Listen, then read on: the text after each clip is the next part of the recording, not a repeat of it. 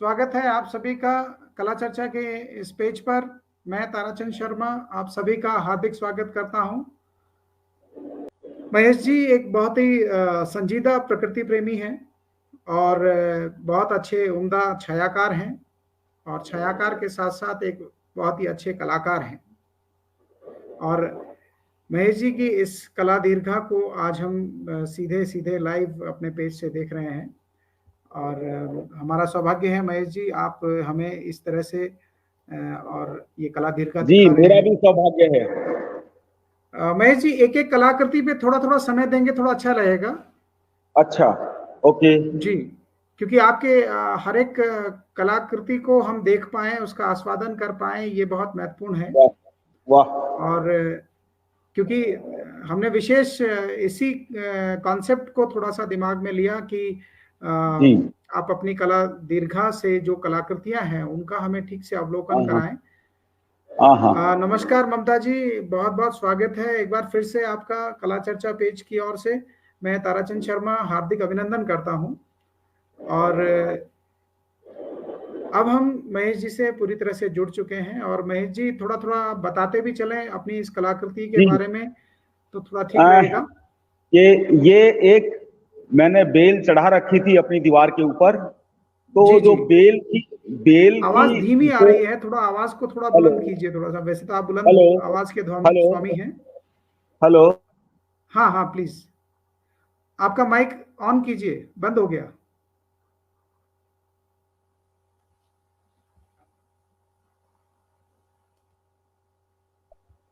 Mic hello. हाँ आप सही है जी। ओके जी। मैं ये कह रहा था कि ये एक बेल मैंने मेरी दीवार पे चढ़ा रखी थी और जी जब रोजाना मैं अपने कैमरे के द्वारा जब इन की खूबसूरती पे जब मैं फोकस करता हूं तो मुझे कुछ अलग से इंटरेस्टिंग नजर आया।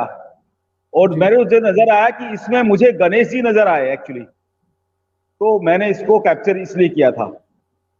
आप लोगों को नजर आ रहा है जी जी थोड़ा पूरा पूरा अगर देखेंगे तो। लेकिन फिर भी कहा यह गया है कि कला के अंदर आप बजाय कि गणेश जी को ढूंढने के आप इसमें जो फॉर्मेशन है, जो इसमें कलर है, जो टेक्सचर है, उसको एंजॉय करेंगे तो ज्यादा अच्छा लगेगा। जी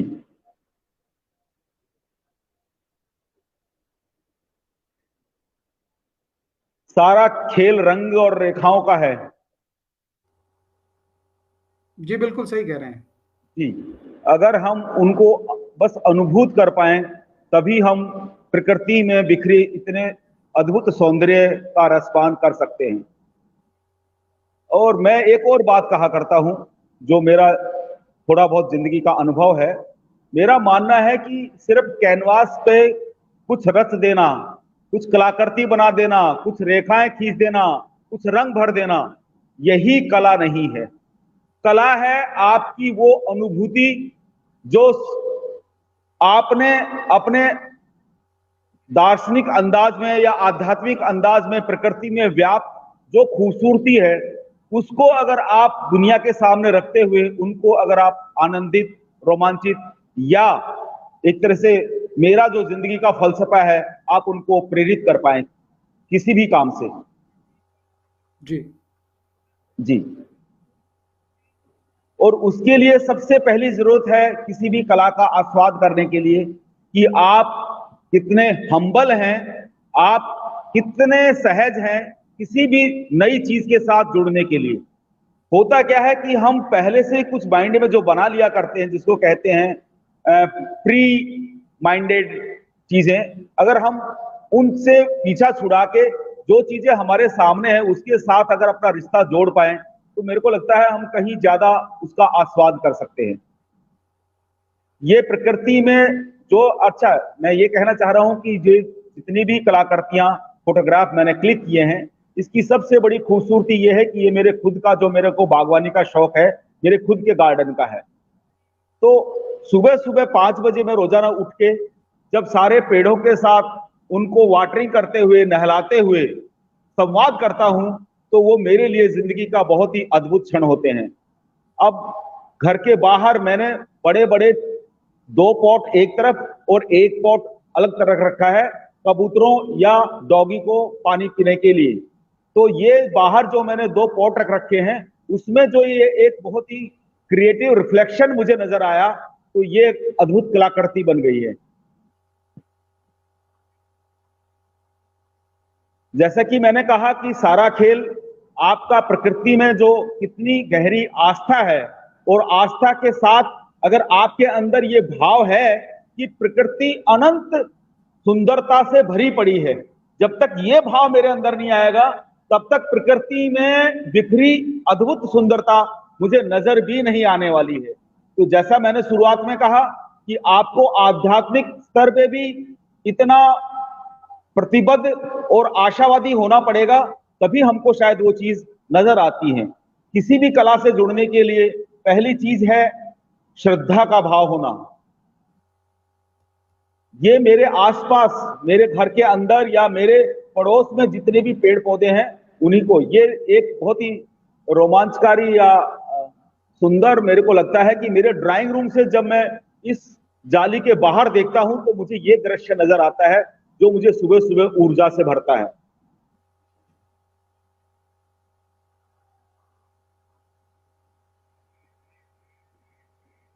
और देखिए, मेरा 10, 12, 15 साल से लगातार बागवानी करते हुए मैंने इस बात को महसूस किया है कि इस सृष्टि में सबसे बड़ा जो एनर्जी का सोर्स है, मैं ही क्यों, हर कोई जानता है कि वो प्रकृति है। और मेरा ये मानना है कि परमात्मा ने इंसान के जन्म से पहले प्रकृति को रचा, और प्रकृति को इसलिए रचा कि इंसान प्रकृति के साथ गहरा संवाद करते हुए जीवन का एहसास कर पाए, उससे रोमांचित हो पाए, उससे कुछ प्रेरणा ले पाए, या अपनी समझ को परिपक्व बना पाए। क्योंकि जब जब हम प्रकृति को इस भाव के साथ फोकस करते हैं या उसको देखते हैं, तो प्रकृति में जितने भी क्रिया प्रतिक्रिया होती है, उसको जब हम बहुत गौर से निहारते हैं तो हमको प्रकृति का एक एक रहस्य नजर आने लगता है। और जैसे ही ये रहस्य हमारी समझ में आता है तो हमको प्रकृति के क्यों और कैसे वाली बात समझ में आती है कि प्रकृति में कुछ भी जो होता है वो अपने आप नहीं होता है, कुछ होता है तो इस प्रकृति में कुछ होता है। जब हम इन चीजों को बहुत अच्छे और गहराई से जान जाते हैं तो हम बहुत ही कॉन्फिडेंट और मैच्योर हो जाते हैं। और मेरा मानना है कि जब आप इतने कॉन्फिडेंट, समझदार और मैच्योर हो जाते हैं तो आपका जीवन बहुत ही रचनात्मक इस रूप में हो जाता है कि आप हर चीज को अपनी समझ और रचनात्मकता यानी क्रिएटिविटी से साधते हुए बहुत बेहतर भूमिका में अपने आप को पाते हैं, जो आपको आश्वस्त करने के साथ साथ लोगों को रोमांच फील कराने में, महसूस कराने में आपको एक अतिरिक्त एनर्जी या सकारात्मक ऊर्जा से भरता है, जो आपको इस कला के द्वारा सम्मान भी दिलाता है। और मेरा मानना है कि अच्छा जीवन जीने के लिए इंसान को 2 चीजों की सख्त जरूरत होती है। वो पहला है संतुष्टि यानी सेटिस्फेक्शन, और दूसरा है सम्मान। अब बात ये आती है कि हम ये संतुष्टि का भाव हमारी जिंदगी में कैसे पैदा हो। तो इसके लिए मेरा मानना है कि हम चाहे किसी भी भूमिका में क्यों न हो, चाहे मैं एक फोटोग्राफर हूं, चाहे मैं एक पियोन हूं, चाहे मैं एक क्लर्क हूं, चाहे मैं एक आचार्य हूं, चाहे मैं एक दुकानदार हूं, चाहे मैं ड्राइवर हूं, कुल मिला के देखने वाली बात यह है कि हम किसी भी भूमिका में क्यों न हो, अगर हम अपनी उस भूमिका को पूरी शिद्दत और ईमानदारी के साथ निभाते हैं तो देखने वाली बात यह है कि जिस किसी भी हम भूमिका में होते हैं, वो भूमिका इस सृष्टि में एक दूसरे के ऊपर जो हम सेवाएं देते हैं वो दूसरे पे एक सकारात्मक या नकारात्मक असर छोड़ती है। तो हमको इतनी संवेदनशीलता के साथ अपने हर कर्म पर ये नजर रखनी है कि मैं जो भी कर्म कर रहा हूं उसका दूसरों पे कितना सकारात्मक या कितना नकारात्मक असर पड़ रहा है। अगर इस चीज के प्रति हम इतने संवेदनशील हो जाएं तो, क्योंकि एक और मेरा मानना है कि सृष्टि में परमात्मा ने प्रत्येक इंसान को सारी संभावनाओं वह सारे टैलेंट के साथ पैदा किया है। परमात्मा ने किसी के साथ कोई भेदभाव नहीं किया है। अगर हम एक दूसरे में आपस में कुछ पाते हैं, किसी के पास कुछ ज्यादा है और किसी के पास कुछ ज्यादा है, अधिक है, तो उसका एकमात्र कारण जो है वो उसकी पारिवारिक पृष्ठभूमि है, उसके मम्मी पापा हैं, उसको मिले संस्कार हैं, उसके दोस्तों का साथ है, उसके दादा नाना जिस तरह के सोच के रहे हैं, उन्होंने उसको किस रूप में और कितना समृद्ध किया है, कितना संवेदनशील बनाया है प्रत्येक चीज को लेकर। सारा असर मुझे लगता है हर इंसान में जो फर्क पैदा करता है वो यही करता है। इसके बाद बात आती है समय की। सुबह सूर्योदय होने से लेकर सूर्यास्त तक जो समय हम लोगों को मिलता है, उसका प्रत्येक इंसान कितनी रचनात्मकता के साथ, कितनी कर्मठता के साथ, कितनी प्रतिबद्धता के साथ उस समय का सदुपयोग करता है। मुझे लगता है कि अगर आप फोकस करेंगे तो पाएंगे कि प्रत्येक इंसान एक एक मिनट का कितना सदुपयोग करता है। मुझे लगता है ये सदुपयोग या समय का दुरुपयोग ही किसी भी इंसान को रचनात्मक या निठल्ला बनाने का बहुत बड़ा कारण होता है।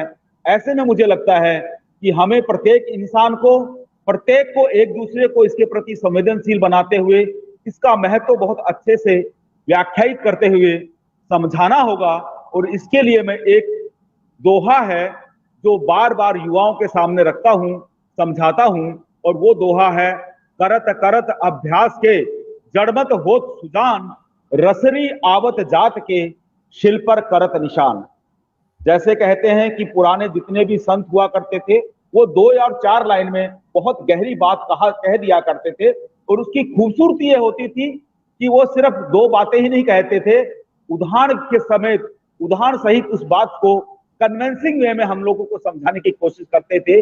जैसे कि अभी मैंने ये दोहा पढ़ा आप लोगों के सामने कि करत करत अभ्यास के जड़मत हो सुजान, रसरी आवत जात के शिल पर करत निशान।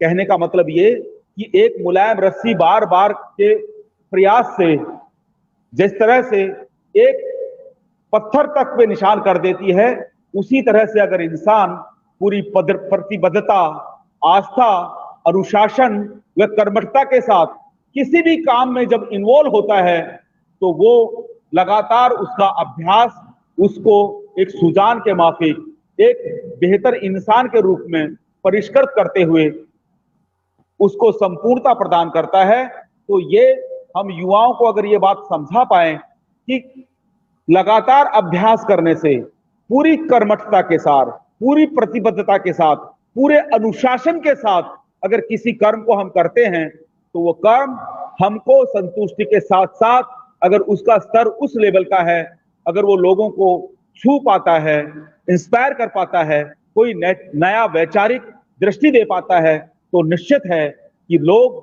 आपका, आपके विचारों का, आपकी कला का सम्मान करते हुए आपको एक नया मुकाम या नई व्यक्तित्व के रूप में आपका सम्मान करेंगे।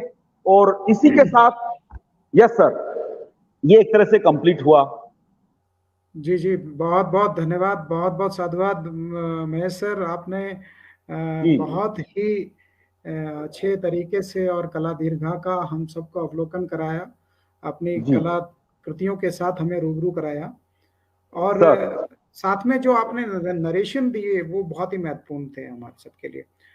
Thank you. मैं अभी हमारे साथ जुड़े हुए हैं सुरेश जी, भावना जी, ममता जी, आप सभी का बहुत बहुत एक बार पुनः स्वागत करता हूं मैं। और आज जो कला दीर्घा के बीच हमारे साथ हैं श्री महेश स्वामी जी। अब हम महेश स्वामी जी के साथ संवाद करना चाहेंगे। और आप देखिए, ये जो आप हमारे साथ जो साझा कर रहे हैं, जो ये डॉक्यूमेंटेशन है पूर्व मेरी कला प्रदर्शनियों का, पहली जो प्रदर्शनियां हैं उनका, इन्होंने एल्बम्स भी सहेज रखे हैं। एक कलाकार होने के नाते इनकी कला प्रदर्शनी से जो सबसे विशेष बात जो मैं अनुभव करता हूँ अक्सर, कि आप देखिए इन्होंने विजिटर्स के लिए भी विशेष तौर पे ये ध्यान रखा है कि कला दीर्घा में वो कलाकृतियां देखें, साथ ही साथ इतिहास से भी रूबरू हो, जो पिछली जो गतिविधियां इनकी रही हैं उनसे भी आप रूबरू हो सकते हैं। क्योंकि महेश जी की ये 18वीं कला प्रदर्शनी है और जी ये मैं कहूँ अपने आप में एक बहुत बहुत बड़ी उपलब्धि है इनकी कि इन्होंने लगातार जो है जवाहर कला केंद्र की इन कला दीर्घाओं में ये कला प्रदर्शनियां हमें दिखाते रहते हैं। और देखिए अपनी कला से रूबरू कराना हर कलाकार का दायित्व है मैं कहूँ, भले ही वह बिल्कुल एकल प्रदर्शनी में ना हो तो समूह प्रदर्शनी में कर सके। समूह प्रदर्शनी में भी अगर संभावना नहीं बनती है तो वह कला मेले और ऐसे जो आयोजन जो ललित कला अकादमी और विभिन्न माध्यमों के द्वारा आयोजित होते हैं उनमें अपनी कला को जरूर रखना चाहिए, क्योंकि कला को दिखाना भी है, कला को लोगों तक पहुंचाना भी जरूरत है। और आज आप बिल्कुल देखिए हम सभी ने इन कलाकृतियों का जो अवलोकन किया, इन्होंने जो प्रदर्शन के लिए लगाई गई हैं कलाकृतियां और सभी प्रकृति से जुड़ी हुई हैं, और शायद इसीलिए इन्होंने अपनी कला प्रदर्शनी का जो टाइटल दिया है वो दिया है कल्पना लोक, एक आध्यात्मिक अनुभूति प्रकृति के साथ जुड़ने से। जी जी जी सर, रियली आपके इस थॉट प्रोसेस से हम बहुत बहुत ही प्रभावित हैं, क्योंकि ये कलाकार की जो सृजन प्रक्रिया है उस सृजन प्रक्रिया में विचारों का बहुत महत्व है। और आपने अपनी कलाकृतियों बहुत सुंदर बात कही आपने, बहुत सुंदर बात कही। जैसे हमारे विचार होते हैं, प्लीज आप थोड़ा रूबरू हो जाएं तो हम हमारे कला चर्चा से जो जुड़े हुए हमारे जो सभी ये बेटा कला प्रेमी जन हैं उन सब के साथ हम आपसे भी थोड़ा सा संवाद कर सकें। मैं अपने सभी साथियों से जो जुड़े हुए हैं उनसे भी विनम्र आग्रह करूंगा कि यदि आपकी भी कोई अगर जिज्ञासा है तो प्लीज आप टेक्स्ट में मुझे इस मैसेज कर सकते हैं, मैसेज कर सकते हैं, जिससे कि हम आपकी बात को भी आगे इसमें संवाद में ले पाए। और क्योंकि ये कला चर्चा का जो मंच है ये हम सबका मंच है, हम सभी लोग यहाँ पर कला की साझेदारी के लिए यहाँ हैं। कला में आपसी वो कहें, मैं महेश जी से अक्सर सुनता हूँ art appreciation, art appreciate each other, और ये मैं बिल्कुल इनकी बात से पूर्णतः सहमत हूँ कि हम कला को आपस में एक दूसरे की कला को जब सम्मान देते हैं, उसको पहुंच देते हैं, तो वह एक कलाकार की हम अपनी ड्यूटी कर रहे होते हैं। और महेश जी आपका मैं एक बार पुनः कला चर्चा मंच पर हार्दिक स्वागत करता हूं मैं और अभिनंदन करता हूं। और थैंक यू महेश जी, जैसा कि आप किसी से छिपा नहीं है इनका नाम, इनकी पहचान एक संवेदनशील प्रकृति प्रेमी के रूप में है, पर साथ ही साथ ये एक बहुत अच्छे फोटोग्राफर हैं। फोटोग्राफर के साथ साथ और प्रकृति के साथ जो इन्होंने अपने छायांकन को रचा है वो अलग ही एक दुनिया है। और छायांकन में भी इनकी बड़ी दक्षता जो है वो उल्लेखनीय है। आपने अब तक जो 18 कला प्रदर्शनी आयोजित की हैं उनमें भी अपने नए नए कॉन्सेप्ट्स को सामने रखा है और नए नए विचारों के साथ इन्होंने इसको आगे लाए हैं। तो महेश जी चलिए, बात हम कहें, हम तो क्या कहें, आप ही अपनी बात करें तो ज्यादा अच्छा रहेगा, क्योंकि आपके ये जो 18 कला प्रदर्शनियों का जो सफर है ना वो बड़ा ही रोचक है और मैं कहूँ अपने आप में बहुत ही अलग दृष्टि रखता है। तो मैं आप ही से आग्रह करूंगा कि प्लीज आप अपनी इस कला दृष्टि पर थोड़ी सी बात कर रखें जी।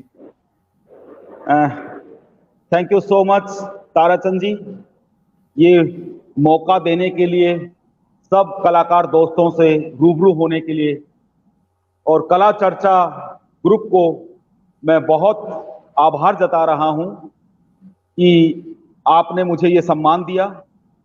खैर, मैं बात करना चाहूंगा मेरे लगभग 30 साल के फोटोग्राफी सफर की। बहरहाल मैं सीधे सीधे आता हूं आज से 15 साल पहले, लगभग 2006 में, जब मैंने कहीं पढ़ा था कि 19 अगस्त को विश्व फोटोग्राफी दिवस मनाया जाता है। ऐसे में मैंने एक संवेदनशील फोटोग्राफर होने के नाते मेरे मन में ये विचार आया था, क्यों न विश्व फोटोग्राफी दिवस मनाने के बहाने एक प्रदर्शनी की जाए, और प्रदर्शनी बजाय एक अकेले करने के, मेरे जयपुर में इतना रिच फोटोग्राफी कल्चर है, यहाँ के और जो पॉपुलर फोटोग्राफर हैं उन सब को साथ लेके एक शो किया जाए। मैंने एक मीटिंग जवाहर कला केंद्र में बुलाई थी 2005 में, उन सब 10, 12, 15 लोगों की जिसमें सुधीर कासलीवाल साहब से लेकर हिमांशु व्यास, सुमन सरकार, राजदीप राकेश शर्मा वगैरह सब लोग, जिसमें लियाकत अली भट्टी साहब, HK झा साहब, सुभाष भार्गव साहब, लगभग सभी लोग थे। और मैंने उनसे ये विचार साझा किया तो सबने उसका बड़ा स्वागत किया था। तो मैंने जब कोशिश की कि भाई आप मेरे को 3-3 पिक्चरें दे दीजिए तो हम ये एक शो कर सकते हैं, लेकिन किन्हीं कारणवश 2005 में वो प्रदर्शनी नहीं लग पाई। लेकिन मैं कहूं कि ये मेरी विशेषता है या खूबसूरती है, कोई भी विचार जब मेरे दिमाग में आता है, अगर किन्हीं कारणवश वो उस टाइम इंप्लीमेंट नहीं होता है तो विचार को मैं मरने नहीं देता हूं, उसका सतत और लगातार पीछा करता हूं कि कोई बात नहीं, ये विचार अभी पल्लवित पुष्पित नहीं हुआ तो इसको मैं आगे कहां तक ले जा सकता हूं। ऐसे में परमात्मा ने मुझे एक बहुत ही सुंदर विचार दिया, और वो सुंदर विचार ये था कि महेश, कोई बात नहीं, जिन बच्चों के साथ तुम फोटोग्राफी की बारीकियां साझा कर रहे हो MNIT में आर्किटेक्चर डिपार्टमेंट के बच्चों के साथ, वो बहुत ही टैलेंटेड और क्रिएटिव बच्चे हैं। ऐसे में अगर तुम उन युवाओं को प्रेरित करने के लिए कोई एग्जीबिशन करोगे तो युवाओं को प्रेरित करना मैंने जो सीखा जाना था, इससे खूबसूरत बात हो नहीं सकती है, क्योंकि मैं एक एजुकेशनल इंस्टीट्यूट से आता हूं और उसका एकमात्र मकसद युवाओं को प्रेरित, प्रोत्साहित और टैलेंट देना है। ऐसे में मुझे विचार बहुत अच्छा लगा और मैंने 2006 में मेरे फाइनल ईयर के स्टूडेंट शाइन भोला के साथ एक्ट लिख करके विश्व फोटोग्राफी दिवस की पूर्व संध्या पर वो एग्जीबिशन जब मैंने किया मेरे छात्र के साथ, मैं बहुत रोमांचित था कला प्रेमियों का द्वारा जिस तरह से उसको हाथों हाथ लिया गया। और वो किसी भी कलाकार को आगे बढ़ने में जो मदद करता है वो है लोगों का फीडबैक, यानी उनकी प्रशंसा। और ऐसे में चूंकि पहली एग्जीबिशन में जिस तरह से मीडिया ने भी हम लोगों को जगह दी अपने अखबार में, टेलीविजन पे, वो एक तरह से हमारी जिंदगी, दोनों की जिंदगी में बहुत ही टर्निंग पॉइंट था। क्योंकि जैसा मैंने आप लोगों को कहा, संतुष्टि का भाव वो पहला भाव है जो इंसान को कुछ बेहतर रचने में मदद करता है। तो वो संतुष्टि पहली एग्जीबिशन से मुझे मिल चुकी थी, जिसने मुझे और इतनी सकारात्मक ऊर्जा दी थी। और फिर तो ये एक हर साल विश्व फोटोग्राफी दिवस मनाने का कारवां शुरू हुआ 2006 से लेकर लॉकडाउन लगने से पहले तक लगातार जारी रहा। इस दौरान मैंने मेरे 5 छात्रों के साथ पहले 4 एग्जीबिशन किए, जिसमें शाइन भोला, कुमार विश्वास, शांतनु गर्ग, मोहिनी सिंह और मेरा स्टूडेंट जो मैंने मेरे भाई के लिए एक स्टूडियो खुलवाया था उस पे, जिसको मैं कॉलेज के अलावा जुगल किशोर और मेरा बेटा।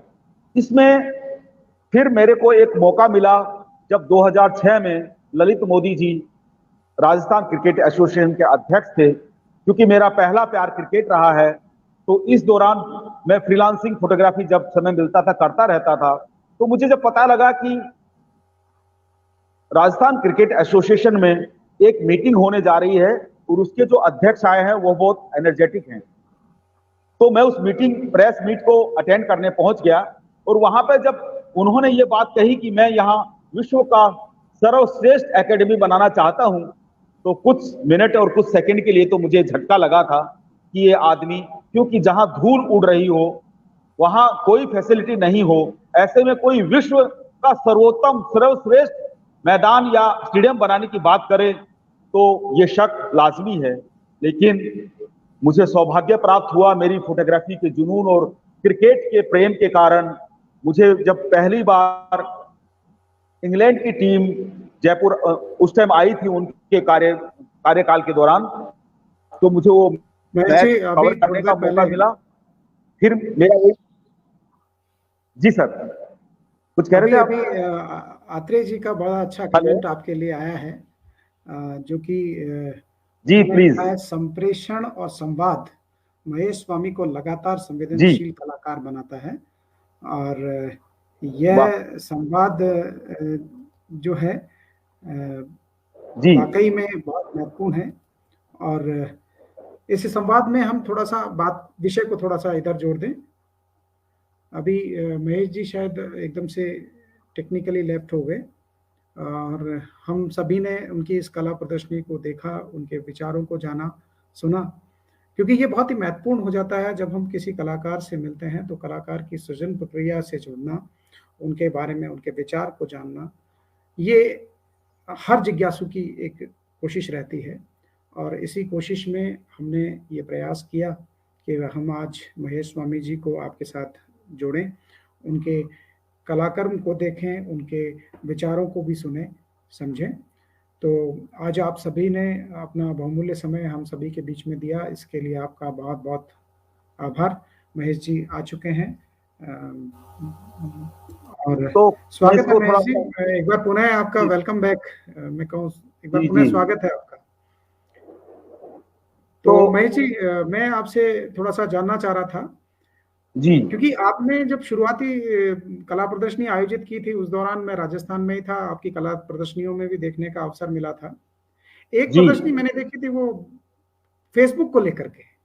ओके वो फेसबुक जी वाली प्रदर्शनी मुझे आज भी याद है, और मैं आज भी उसको, और क्योंकि मुझे इसलिए भी याद है क्योंकि उसमें एक मेरी भी पोस्ट आपने अपनी कलाकृति के यस रूप में यस तैयार यस की यस थी। तो प्लीज मैं थोड़ा उस पर जानना चाहूंगा कि वो एकदम से विचार कहाँ से आया आपके पास कि फेसबुक को लेकर के आप थैंक एक यू। कला प्रदर्शनी कर रहे हैं। बहुत सुंदर बहुत सुंदर। फेसबुक वॉल प्रदर्शनी के बारे में थोड़ा सा जानना देखिए चाहूंगा, ताराचंद जी, और इससे मैं मैं अपने सभी साथियों को भी रूबरू कराना चाहूंगा, मेरे साथ जो जुड़े हुए सभी कला प्रेमी जन जो हैं, उनको भी जी जी इस बारे में थोड़ा बताएं। बिल्कुल। देखिए, एक कलाकार का जो सबसे विशिष्ट गुण होता है वो होता है संवेदनशीलता। संवेदनशीलता, और इसको मैं कहता हूं 360 डिग्री। अब ये 360 डिग्री क्या है? कई बार हम कलाकार लोग सिर्फ एक ही विधा और एक ही विषय तक ही अपने आप को सीमित कर लेते हैं। मुझे लगता है, मैं फिर इसको वापस दोहराना चाहूंगा कि संवेदनशीलता और संवेदनशीलता 360 डिग्री। तो ऐसे में एक कलाकार जो होता है वो अपने चौतरफा चीजों पे नजर रखता है। और जहां तक बात फेसबुक वॉल एग्जीबिशन की थी, तो चूंकि मुझे स्कूल टाइम से ही पेपर मैगजीन पढ़ने का बहुत शौक रहा है, मैंने किताबें नहीं पढ़ी, मैंने कोई साहित्य नहीं पढ़ा, मैंने किसी इंडिविजुअल लेखक को नहीं पढ़ा, मैंने कोई कविताओं की किताबें नहीं पढ़ी, लेकिन हाँ, मैंने लगातार अपने घर 3 से लेके 5, 6 और अब तो 10 अखबार तक, और सबसे अहम कुछ मैगजीन, जैसे पहले धर्मयुग आती थी, उसके बाद में चंपक, चंदा मामा, उसके बाद में आपकी क्या बोलते हैं, जितनी भी तरह की मैगजीन थी वो लगातार मेरे घर आती रही थी। तो और अखबार, और धीरे धीरे अखबार ने एक तरह से मैगजीन का स्वरूप ले लिया और सब कुछ अखबार उसमें देने लग गए। तो ये जो पढ़ने लिखने का शौक था, इसके कारण, और जैसे ही 2011 में मैं फेसबुक से जुड़ा, तो मेरा सच मानिए एनर्जी लेवल एकदम से बढ़ गया। वो इस रूप में, क्योंकि फेसबुक कोई एक तरफा माध्यम नहीं है। इसकी खूबसूरती ये है कि ये दो तरफा माध्यम है। जैसे अभी आप मुझसे सवाल कर रहे हैं और मैं जी उसके जी, जवाब दे बिल्कुल रहा बिल्कुल हूं। सही बात है। ये ये बहुत रोमांचकारी अनुभव था मेरे लिए। और उसमें क्या है, फेसबुक पे जब मैं कोई, आप अपनी बात कहते हैं, अगर मुझे उसमें कुछ लगता है गलत है, तो खूबसूरत बात यह है कि मैं आपकी बात को तर्क के साथ काट सकता हूं, या आपको अपनी बात को मनाने के लिए मैं अपने तर्क दे सकता हूं। ये सबसे रोमांचकारी मेरे लिए था। तो ऐसे में मेरे पास जो थोड़ी बहुत समझ थी, उसने मुझे ये विश्वास दिया कि यार, हर इंसान जो है वो फेसबुक का सही इस्तेमाल नहीं कर पा रहा है। इस दिशा में मेरे में पता नहीं ये आत्मविश्वास आया कि ये जो गलत चीजें हो रही हैं, मुझे उनके लिए उनको टोकना चाहिए, और जो अच्छा कर रहे हैं उनको बाकायदा मुझे अप्रिशिएट करना है, उसकी खूबसूरती को उभारना है, जिससे, जैसा कि प्रत्येक इंसान, नॉट ओनली एक कलाकार, हर इंसान के जीवन का एकमात्र उद्देश्य जो मोटे तौर पे है वह है कि हमको, हमारी जो भूमिका है, जैसे मैंने पहले कहा, एक कलाकार के तौर पे, एक अध्यापक के तौर पे, एक कलर के तौर पे, एक ड्राइवर के तौर पे, एक फोटोग्राफर के तौर पे, एक चाय बनाने वाले के तौर पे, हम किसी भी भूमिका में हैं। आजीविका कमाने के लिए प्रत्येक इंसान कोई ना कोई भूमिका के अंदर है। ये महत्वपूर्ण नहीं है कि वो कौन सी भूमिका में है, महत्वपूर्ण ये है, जैसे कि मैं बार बार इस बात को भी दोहराता हूं, कि हमको सबको इस रूप में इस बात को जानना होगा कि कोई भी काम छोटा या बड़ा नहीं होता है। छोटा और बड़ा क्या होता है, मैं सहमत हूं आपसे जी। छोटा बड़ा होता है किसी भी काम को करने का तरीका। अगर हम हर काम को अच्छे से करना सीख जाएं, जान जाएं, तो जो हम सेवाएं दे रहे हैं उस सेवा के द्वारा दूसरे को अच्छा फील करा सकते हैं, प्रेरित कर सकते हैं, और प्रत्येक इंसान कर सकता है। जैसे सुबह अगर मैं स्टूडेंट हूं और मैं बस पकड़ने के लिए बाहर निकला हूं, बस अड्डे के ऊपर, और वहां मेरे को चाय पीने की तलब हुई। अगर मैं दूसरा बंदा चाय बनाने वाला है, अगर वो पूरी शिद्दत और मन से चाय बनाता है और इस भाव के साथ बनाता है कि मेरी चाय पी के सामने वाले को मजा आना चाहिए, तो निश्चित मानिए वो अपनी सारा टैलेंट, सारी समझ, सारे भाव उसमें डाल देता है। और जिससे पीने वाला एक मेरे जैसा इंसान जो जीभ का थोड़ा सा ज्यादा शौकीन है, मतलब चीजों को लेके, तो जैसे ही मैं कहीं बहुत अच्छी और जायकेदार चाय होती है तो मैं एक घूंट भरते ही उनको बोलता हूं, भैया एक और दे दो, आ खत्म होबा से पहले आ जानी चाय है, नहीं तो मजो नहीं आओ लो। कहने का मतलब कंटिन्यूटी में मैं 2 चाय पीता हूं और उसको अप्रिशिएट करता हूं और उसको सैल्यूट करता हूं। इसी के साथ में सबसे मोटी बात है भाव की, कि आपके भाव कितने प्योर और पवित्र हैं। तो इसके बहुत बड़े मतलब हैं। हमको अपने युवाओं को इस बारे में बहुत गहराई से की बात पे आना चाह रहा था।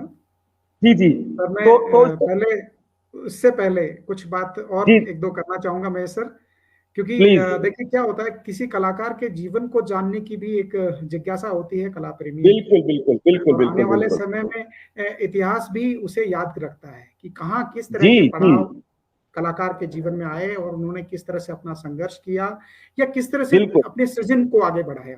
तो मैं आपके जीवन के कुछ रुचिकर पड़ावों के बारे में थोड़ा जानना चाहूंगा। प्लीज बताएं कुछ थोड़ा सा आपके शुरुआती जीवन को लेकर के, फिर आप इस छायांकन में कैसे आए, छायांकन से और ये बहुत इंटरेस्टिंग है, क्योंकि ये भी मैं कोशिश करता हूँ ट्रांसफॉर्मिंग फेज है। हाँ, बहुत सुंदर। देखिए मेरा जो जीवन है, थोड़ा सा बताएं। जी हाँ, मेरा जो जीवन है, मैंने जैसे आपको बताया, मैंने कोई कला की न तो कोई डिग्री की है न कोई शिक्षा ली है। जी बिल्कुल। बावजूद इसके अगर मैं सोसाइटी में एक कलाकार के रूप में इतनी कोई एक असरकारक भूमिका में हूं, तो ये मेरे ख्याल में लगता है। क्या हुआ भाई?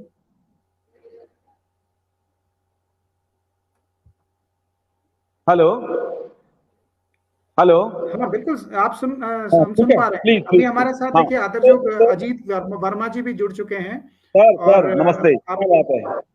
अजीत जी, तो मैं इस बात को आगे स्वागत करते हैं इस वार्ता में। साथ ही हमारे साथ जुड़े हमारे मित्र विजय नागा जी भी, तो हम उनका भी स्वागत करते हैं हमारे साथ। तो मैं इस रूप में ये कहना चाह रहा था कि मेरे पापा आर्मी में थे, तो मैं उनके साथ साथ हर 3 साल बाद अलग अलग डेस्टिनेशन पे मेरी पढ़ाई हुई। बीच में मेरे हरियाणा के अंदर मेरी पढ़ाई हुई। तो मैंने पाया कि मेरे हरियाणा के अंदर जो पढ़ाई हुई, वहां पे क्या है कि बहुत डिसिप्लिन के नाम पे बहुत ज्यादती की जाती थी, और वो ज्यादती एक डंडे के साथ पिटाई करने वाली होती थी। तो मैंने पाया जब मैं 5th और 6th और 7th क्लास में 3 साल वहां मुझे पढ़ने का मौका मिला, तो मैं शुरुआती मैंने क्लास ग्वालियर में, देहरादून में पढ़ाई की थी, वहां का जो माहौल था और वहां जो एकदम डिफरेंट हो गया, जिससे मैं पीछे की बेंच का स्टूडेंट बन गया था डर के मारे। और मेरा अब अनुभव ये कहता है कि जब तक बच्चा डर कैरी करेगा तब तक उसका स्वाभाविक क्रिएटिविटी बाहर नहीं आ सकती है।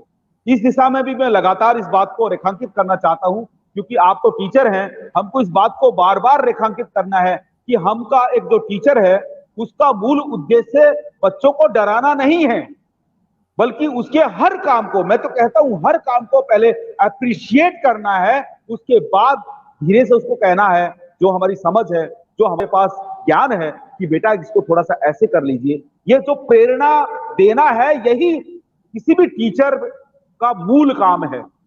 मुझे लगता है कि हम किसी को कुछ सिखा नहीं सकते हैं, हमारा काम सिर्फ प्रेरित करना है। सीखता वो अपने आप जाता है जब उसके अंदर वो जुनून पैदा हो जाता है।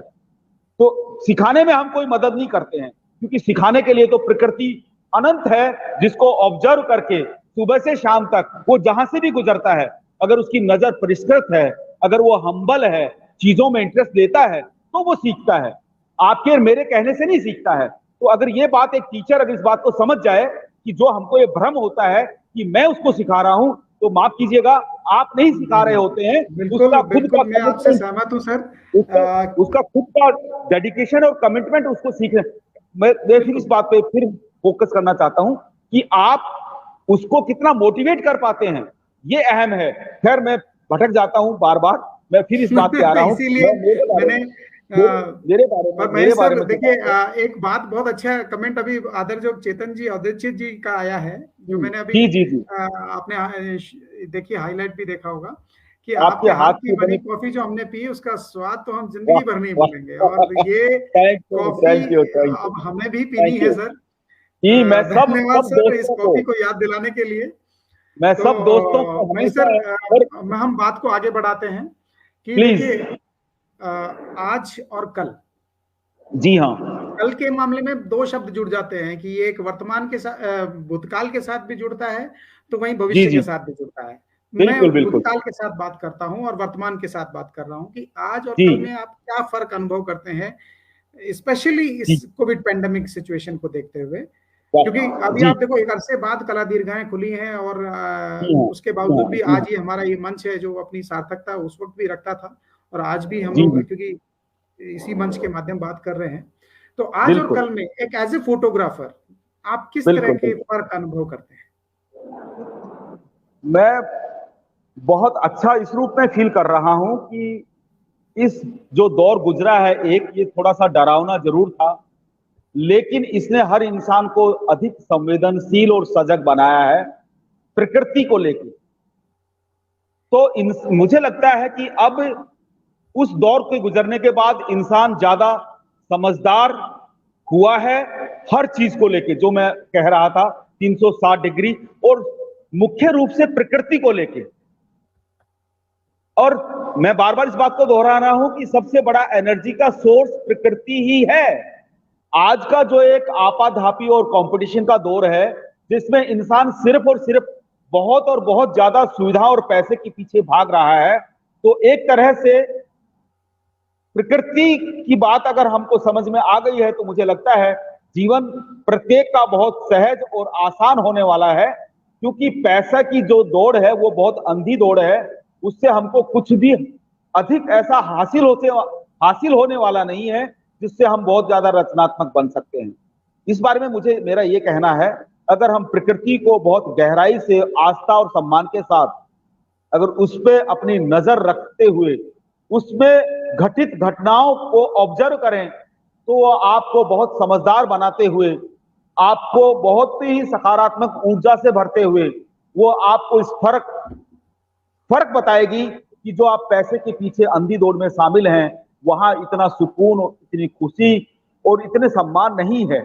अगर आप प्रकृति से जुड़ेंगे, जैसे मैं सुबह 5 बजे, जैसे मेरे को इंतजार रहता है सुबह 5 बजे उठ के, उन पेड़ों को सबको जो मैं नहलाता हूं, और 1 डेढ़ घंटे बाद जब मैं चाय का प्याला लेके बाहर आता हूं अखबारों के साथ, और जब बैठता हूं, तो सारे पौधे चारों तरफ मुझे स्माइल दे रहे होते हैं। और जब लाइट की पहली किरण पड़ती है, तो वो मुझे इनवाइट करते हैं कि मेरे पास आके बात कीजिए। और उस एक एक पौधे के साथ जब मैं गहरा संवाद करता हूं लगातार, तो सच मानिए एक एक एक इंसान जो है, जो आज इतना समझदार और अपने आप में अगर मैं ये कहूं कि वो बहुत एटीट्यूड लेके चल रहा है, वो हम एक दूसरे को एनर्जाइज नहीं कर रहे हैं। मैंने पाया है आज के दिन समाज में जो शिक्षा का ये लेवल बढ़ा है, समझ बढ़ी है, हम एक दूसरे को बजाय सकारात्मक ऊर्जा देने के नेगेटिविटी बहुत ज्यादा रिफ्लेक्ट हो रही है। हम एक दूसरे को मैं सर नीचा एक दिखाने में अभी अपनी एक ऊर्जा ज्यादा खर्च कर रहे हैं। जिज्ञासा सवाल आया है, भावना जी जी पूछ जी रही हैं कि सर आप विषय वस्तु का चुनाव आप किस आधार जी पर हाँ, करते हैं, क्योंकि ये बात आपके इस विचार से जुड़ी हुई है मुझे लगता है, क्योंकि बिल्कुल मैंने पहले बिल्कुल भी आपको बिल्कुल सुना जी है। जी तो जी जी जी। प्लीज, ये विचार से जुड़ा हुआ हाँ हाँ, प्रश्न है, तो पक्का कृपया पक्का। इसको प्लीज। देखिए देखिए, जैसा कि मैं बार बार कह रहा हूं कि सुबह जब मैं चाय का प्याला लेके बैठता हूं, सैटरडे संडे छुट्टी वाले दिन स्पेशली, मैं पूरा दिन अपने गार्डन में ही रहता हूं। ठीक है सर। तो वो जो सकारात्मक और जो प्राकृतिक सौंदर्य है वो मुझे अभिभूत करता है लगातार। और मैंने जैसा कहा, सबसे अहम चीज है फोटोग्राफी के अंदर लाइटिंग। और मेरा जो कॉर्नर का प्लाट होने के कारण लगातार जो लाइट चेंज होती रहती है हर कोण से, बेसिकली वो जब किसी कोण से किसी एक प्लांट पे पड़ती है और उसके कलर अलग है या उसके पीछे का बैकग्राउंड अलग है, वो मेरे सौंदर्य बोध मुझे एकदम से प्रेरित करता है और अंदर से आवाज आती है वाह। मुझे तो इसको वो जो सामने है, और वो लाइट कई बार तो क्या 2 मिनट के लिए होती है, कभी 5 मिनट के लिए होती है, कभी 10 मिनट के लिए होती है। और मैं लाइट के प्रति क्या बहुत ज्यादा सेंसिटिव हो गया हूं। तो लाइट की जो डेंसिटी है वो मुझे बहुत ज्यादा रोमांचित करती है कि सुबह की जो सॉफ्ट लाइट होती है ना, हल्की सी लाइट एक कोण से पड़ रही है और उन पत्तियों में झड़ते हुए जो उसके नेचुरल कलर हैं जो मुझे आकर्षित करते हैं। बेसिकली ये अलग अलग कलर और उसकी फॉर्मेशन जो है वो मुझे आकर्षित करती है उसका चुनाव करके क्लिक करने में। जी जी। मैं सर अब हम आगे बात करें कि जी अब देखिए आपकी, अब मैं अगले कल की बात करूंगी। मैंने अभी शुरू में ही कह दिया था 2 कल की बात ना, तो अब जी जी आने जी वाले कल के लिए, पक्का यानी कि पक्का। भविष्य की बात कर रहा हूं मैं। जी हाँ आने जी वाले हाँ। कल के लिए आप की क्या योजनाएं हैं? और देखिए इसमें एक और मैं प्रश्न तो मैं आपके साथ और जोड़ देता हूँ, एक प्रश्न और जोड़ प्लीज देता हूँ, प्लीज क्योंकि प्लीज प्लीज प्लीज। आप एक वरिष्ठ छायाकार हैं और वरिष्ठ जी हाँ। कलाकार हैं। तो जी हमारी जी आने वाली जो पीढ़ी है, हमारे जो नए युवा नवोदित जो युवा कलाकार हैं, उन जी जी जी कलाकारों के लिए आपका क्या संदेश है? बिल्कुल। देखिए ताराचंद भाई, मैं ये बात कई बार दोहरा चुका हूं कि वैसे देखा जाए तो मैं 15 साल से उस काम में लगा हुआ हूं, लोगों को, युवाओं को स्पेशली प्रेरित करने का काम 15 साल से मैं कर रहा हूं। आज 53 साल की मेरी उम्र है। और अब इस एग्जीबिशन के बाद मैं सुबह, मेरा एक दोस्त आए थे सुबह, मैं उनको कह रहा था यार इस एग्जीबिशन ने मेरे को इतना इतना दे दिया है, इतना संतोष दे दिया है कि जो मैं काम कर रहा हूं वो इतना प्रभावशाली और रोमांचकारी है। तो अब मेरा बाकी का जीवन सिर्फ और सिर्फ इसी दिशा में अपने हर कर्म से, कला कर्म से, और कला कर्म क्या है बेसिकली मेरा, एक तो है फोटोग्राफी कला, और दूसरा है मेरा लेखन, और तीसरा है मेरा, कुछ लोग जब मुझे अपने लेक्चर के लिए बुलाते हैं बच्चों को मोटिवेट करने के लिए, अपने गहरे अनुभवों को साझा करते हुए उनको कन्विंसिंग वे में उनके हर सवाल का जवाब देते हुए उनको प्रेरित करना। तो मैं इन तीनों भूमिकाओं में, एक छायाकार की भूमिका, एक लेखक की भूमिका और एक बच्चों के साथ संवाद करने की जो भूमिका है, इन तीनों में समान रूप से मैं कुछ करना चाहता हूं बगैर किसी भी अपेक्षा के। मेरी दूसरों से किसी से कोई अपेक्षा नहीं है। 24 घंटे, यहां तक कि युवाओं से जब मैं बात करता हूं तो उनको ये परमिशन देता हूं कि मान लीजिए अभी जो संवाद हुआ है इसमें आप मेरे से कोई सवाल नहीं कर पा रहे हैं, लेकिन रात को 1 बजे आपको नींद नहीं आ रही है और मेरा कोई बात याद आ जाए, तो आपको परमिशन है रात को 1 बजे 2 बजे भी मुझे फोन करके, माना कि मैं नहीं सर, पहले ये फोन नहीं आपकी उठाता हूं। सहृदयता है। हाँ बिल्कुल, सबको मैं बोलता हूं। मैं नहीं, ये माना है आपकी कि एक पहले सहृदयता है। फोन नहीं उठाऊं, लेकिन दूसरा फोन जरूर उठा लूंगा और मैं लोरी के रूप में आपके सवालों का जवाब देते हुए आधे घंटे में आपको नींद आ जाएगी। ये मेरा कमिटमेंट है सबके मैं साथ। सर और मैं सबको इन्वाइट करता हूं मेरे गार्डन में कि आप आएंगे, आपने यहाँ कलाकृतियां देखी हैं और ओरिजिनल जब वहां देखेंगे तो निश्चित तौर पे आपको बहुत ही प्रेरणा मिलेगी। और आप भी 2 गमले 3 गमले मैं आपको प्रेरित करके छोड़ दूंगा, वो मल्टीप्लाई अपने आप होगा, 2 से 4, 4 से 5। अब बात आती जी है युवाओं को मैं क्या संदेश देना चाहता हूं।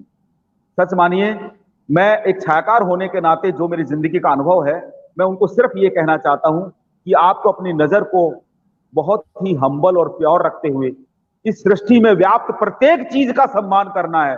प्रत्येक चीज का सम्मान करना है, प्रत्येक चीज, चाहे वो कुर्सी है, चाहे वो मेज है, चाहे वो पेन है, चाहे कोई प्लांट है, चाहे घर पे कोई भी आपका बर्तन है। अगर आप उसको पूरी रिस्पेक्टफुली उसके साथ पेश आने लगेंगे तो वो हर चीज अपना असर, उसकी ब्यूटी, उसकी उपयोगिता आपके साथ साझा करते हुए आपके अनुभव को बढ़ाएगी। और ये जो इंडिविजुअल किसी भी कलाकार का अनुभव होता है, अनुभूति होती है, वही उसके काम को ऊंचाइयां देने में, प्रभावशाली बनाने में बहुत बड़ी मदद करती है। और एक छायाकार के नाते सिर्फ एक और एडवाइस करना चाहता हूं युवाओं को कि क्योंकि परमात्मा ने डिजिटलाइजेशन के बाद हर हाथ में थ्रू मोबाइल कैमरा दे दिया है, तो आप लगातार जो चीज आपको अच्छी लगे उसको नंगी आंखों से तो देखना ही है, आप उसको डॉक्यूमेंट भी कीजिए फोटोग्राफ के द्वारा।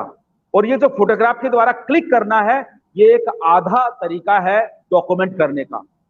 पूरा जो सर्किल है वो है उस बाद में उस फोटोग्राफ के साथ संवाद करना। तो नॉर्मली हम क्लिक क्लिक करके अपना अपना डेस्कटॉप, लैपटॉप और हार्ड डिस्क भरते रहते हैं, लेकिन उसके साथ संवाद नहीं करते हैं। मेरी रिक्वेस्ट सबसे ये है कि वो जो आपने खींचा है, बाद में जब समय मिले उन एक एक फोटोग्राफ के साथ डिटेलिंग में जाते हैं, संवाद करेंगे, तो आपको मोर एनर्जाइज और ज्यादा आपकी समझ को परिपक्व और परिष्कृत करेगा, जिससे आप और ज्यादा क्रिएटिव बन पाएंगे। जी महेश सर, अब एक विनम्र आग्रह है कि आपकी कला दीर्घा में देखिए कुछ दर्शक भी देख रहे हैं, यदि कोई आग्रह किसी से हो सके कि वो अपनी प्रतिक्रिया दे पाए तो बहुत अच्छा रहेगा। पक्का कुछ लाइव चल रहा है, इसमें मैंने आपके बैकग्राउंड में जब आप बोल रहे थे, क्योंकि कला दीर्घा में यदि हम हैं तो हम कला दीर्घा में अनुभव रखें अपना। शिव शंकर व्यास ये आग्रह करेंगे कि कला दीर्घा में कोई अगर यदि शिव शंकर जी हैं, ये अपनी बात जुड़े हुए हैं तो हम उनको भी देखें, उनको भी उनसे भी बात करें, क्योंकि कला दीर्घा के साथ साथ कला के दर्शक, कला प्रेमी जो भी आए हैं, उनसे भी हमारा संवाद हो जाए तो बहुत अच्छी बात होगी। नमस्कार सर। नमस्ते। आपका सर मेरा नाम शिवशंकर व्यास है जी। तो शिवशंकर जी, मैं आपसे थोड़ी सी बात कर सकता हूँ?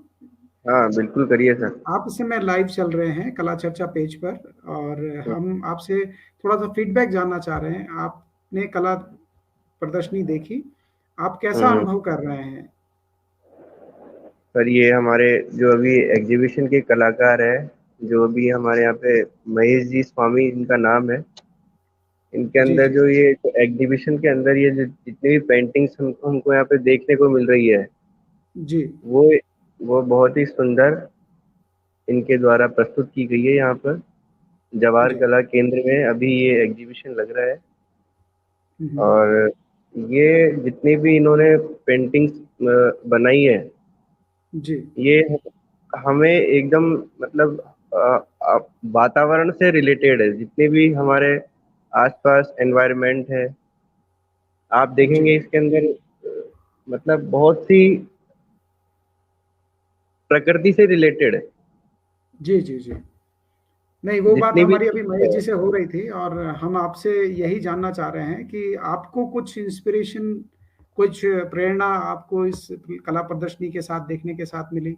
जी बिल्कुल, हमें इनसे प्रेरणा यही मिल रही है कि हमें वातावरण के साथ और प्रकृति के साथ कभी छेड़छाड़ नहीं करनी चाहिए। प्रकृति हमें कुछ देती ही है, लेती नहीं है। आप देखेंगे जैसे इन्होंने हमसे एक बार संवाद किया था, तो इनकी एक बहुत अच्छी बात लगी थी कि पेड़ जो होता है हम बीज बोते हैं, ठीक है, तो बीज बोते हैं तो वो हमेशा हमें बड़ा होके कुछ देता ही है। अगर हो सकता है वो फल वाला नहीं हो, कांटेदार वाला भी हो, तो वो हमें छाया जरूर देगा, लेकिन कुछ ना कुछ तो देता है। ये बात सत्य है। और कुछ सर? जी जी बिल्कुल, धन्यवाद आपको बहुत बहुत, आपने अपना फीडबैक शेयर किया। और क्योंकि देखिए पीछे भी आपके देख रहा हूँ कोई दर्शक देख रहे हैं, तो हाँ ये बहुत सारे दर्शक यहाँ पे आए हुए हैं। इस बहाने कला दीर्घाओं से अब हम हमारे आमजन फिर से लौटे हैं, तो एक अच्छे सकारात्मक पहल है। इस समय हमारे साथ मैं महेश जी से आग्रह करूंगा कि वो पुनः आपके हमारे साथ जुड़ जाएं। महेश जी, यदि कोई दर्शक यदि अगर बात करना चाहें तो आप उनको जोड़ सकते हैं। Yes sir.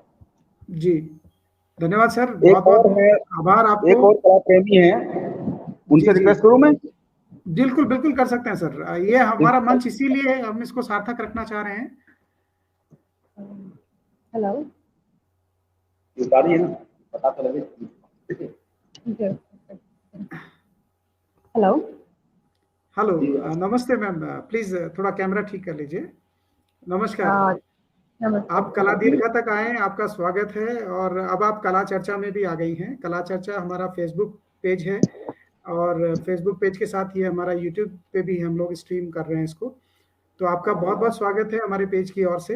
मैडम, आपका थोड़ा सा परिचय एक बार देने का कष्ट करें। आपका नाम, आप कहाँ से हैं? जी, मेरा नाम साक्षी है।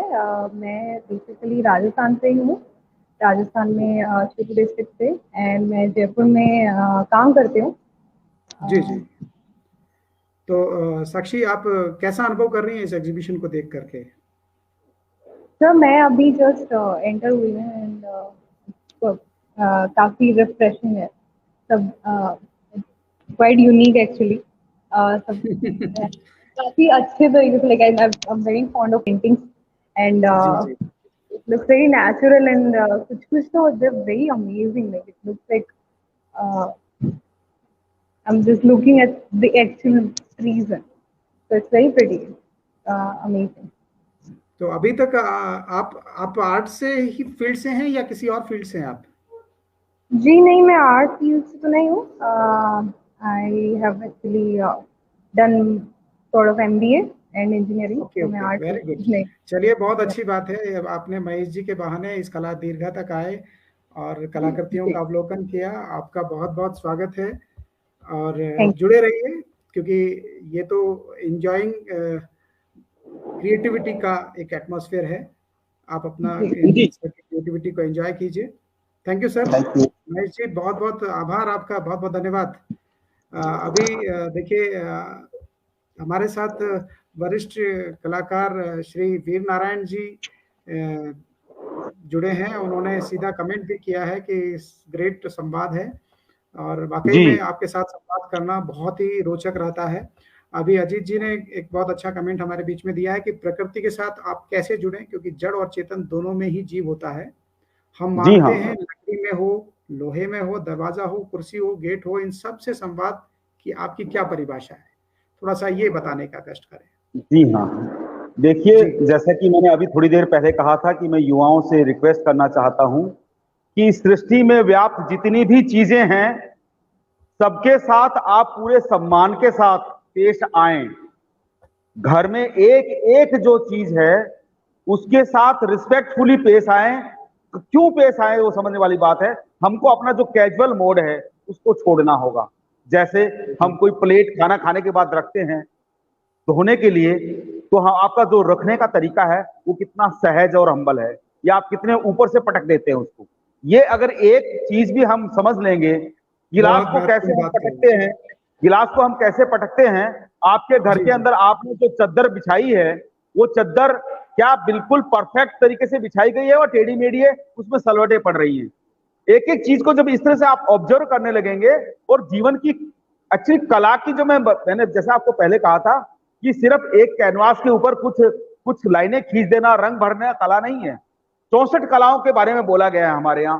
तो हर एक चीज को सुरुचिपूर्ण ढंग से करना अपने आप में जीवन की हर घटना, हर आपका जो काम है, कला का मतलब है क्या वो दूसरों को रोमांचित करता है, क्या वो दूसरों को अच्छा फील कराता है, क्या वो लोगों को नई दृष्टि देता है, क्या वो प्रेरित करता है। तो इस तरह से मेरा कहने का मतलब ये है सर कि जब व्याप्त अपने सराउंडिंग जितनी भी चीजें हैं उनका हम पूरी आस्था और सम्मान, आस्था इस रूप में कि इस धरती पे, इस सृष्टि में कोई भी चीज मीनिंगलेस नहीं है। हो क्या गया है, जिससे मेरा स्वार्थ है, जिस चीज से मैं बस उसी पे फोकस करता हूं, बाकी चीजों को अनदेखा या ओझल नजरों से देखता हूं। तो मेरा रिक्वेस्ट ये है, फोटोग्राफर होने के नाते, आप ओझल नजरों के बजाय हर चीज को खुली आंखों से देख के उसके साथ संवाद, जैसे मैंने पेड़ों के साथ संवाद किया है, आप हर चीज से कर सकते हैं इतना ही गहरा संवाद। तो वो जो आस्था का भाव, ये कि इस प्रकृति में कोई भी चीज यूजलेस नहीं है। अगर वो मेरे सराउंडिंग को यूजलेस है तो इसका मतलब मैं कैजुअल हूं, मैं उसका उपयोग नहीं कर पा रहा हूं। और हर चीज का सकारात्मक और क्रिएटिव यूज करना ही रचनात्मकता है। जो हमारे सराउंडिंग चीजें हैं वो, जैसे मैं एक बात कहता हूं, कई बार चाकू है, चाकू, कई बार रसोई में हम जाते हैं, हमको चाकू नहीं मिलता ना, तो हम बड़े बड़े बड़े बड़े वाइब्रेशन मोड पे आ जाते हैं।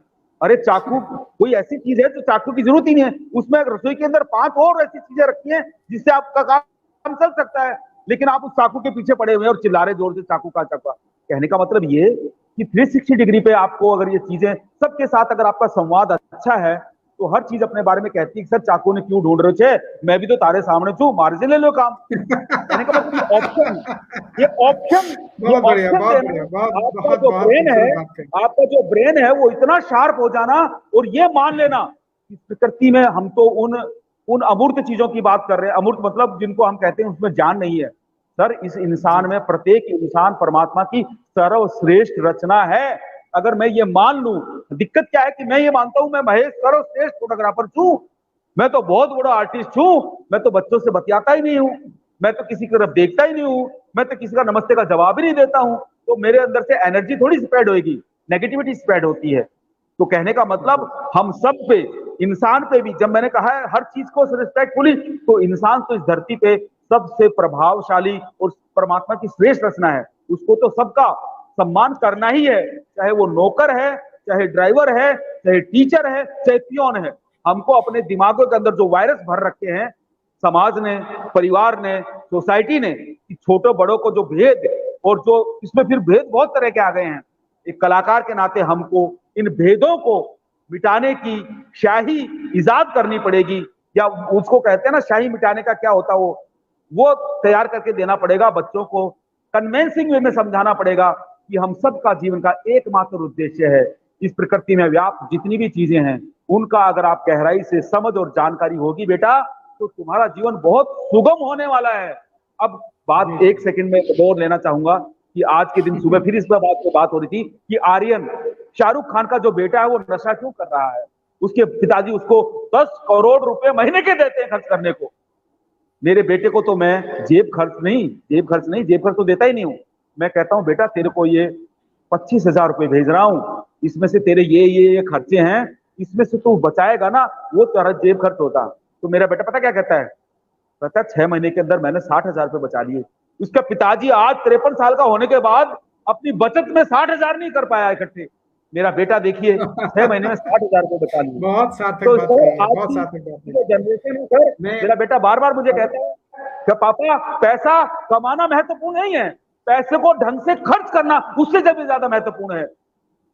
जी जी। तो ये युवाओं को हम कम आंकते हैं, सच मानिए ये नए जमाने की जनरेशन है, इनके पास बहुत बड़ा एक्सपोजर है, बहुत बड़ा एक्सपोजर है। हम अपनी नेगेटिविटी या पुराणपंथी के कारण, पुराण विचारों के कारण इनको कम आंकते हैं। सबसे बड़ा अपराध तो हम यही कर रहे हैं। अगर हम ये जान जाएं कि ये आने वाले कल की जो जनरेशन है, इसको देखिए मैजिक टूल दिया है, इसमें गूगल दिया है, इसमें यूट्यूब दिया है, इसमें फेसबुक दी है, ये कितना बड़ा काम कर रहे हैं। आप और मैं इतनी इफेक्टिव भूमिका में होने के बावजूद इनके मुकाबले हम इतना काम नहीं कर पा रहे हैं। अगर हम इसका सम्मान करें, फेसबुक का सम्मान करें, यूट्यूब का सम्मान करें, गूगल का सम्मान करें, तो प्रत्येक हमको इनरिच करते हुए हमारी क्षमताओं को अनंत कर सकता है। जी बिल्कुल सर, बहुत बहुत मैं धन्यवाद देना चाहूँगा, क्योंकि अब समय काफ़ी हो चला है। हमारा ये संवाद और हमारा ये गैलरी विजिट लगभग 1 घंटे का हो चुका है, और मैं कहूँगा कि इतना समय आपने हमें दिया, ये हमारे लिए बहुत महत्व ये सारा समय सर। और जी मैंने कहा रात को 2 बजे भी नींद को नहीं आवे तो स्वामी जी ने फोन मिला लीजो, मैं उठा बात करती और लाख जी की लोरी सुना रहा थे। तो ये मेरा सबके लिए है, ये मैं सबको परमिशन देता हूँ। जी जी बिल्कुल, बहुत बहुत आभार आपका, बहुत बहुत धन्यवाद। प्लीज, थैंक यू, बहुत बहुत आभार आपका। प्रणाम करना चाहता हूँ जुड़े हुए सभी कला चर्चा के हमारे सुधीजनों, कला प्रेमियों, कलाकारों का भी हार्दिक आभार प्रकट करना चाहूँगा, मेरा भी प्रणाम, जिन्होंने और अपना बहुमूल्य समय इस लाइव सेशन को दिया। तो एक बार पुनः आप सभी का धन्यवाद। महेश जी, आपका भी विशेष आभार। थैंक यू ताराचंद जी। आप और आपका ये कला चर्चा ग्रुप जिस तरह से कला को और युवाओं को आगे बढ़ाने का काम कर रहा है, मैं आप लोगों को नमन करता हूं, और मेरे लायक कोई भी सेवा हो तो मैं हमेशा तत्पर हूं आप लोगों के साथ। ये देखिए चलते चलते एक कमेंट हमारा जो है, आज तो पक्को फोन लाग सी रात 2 बजे।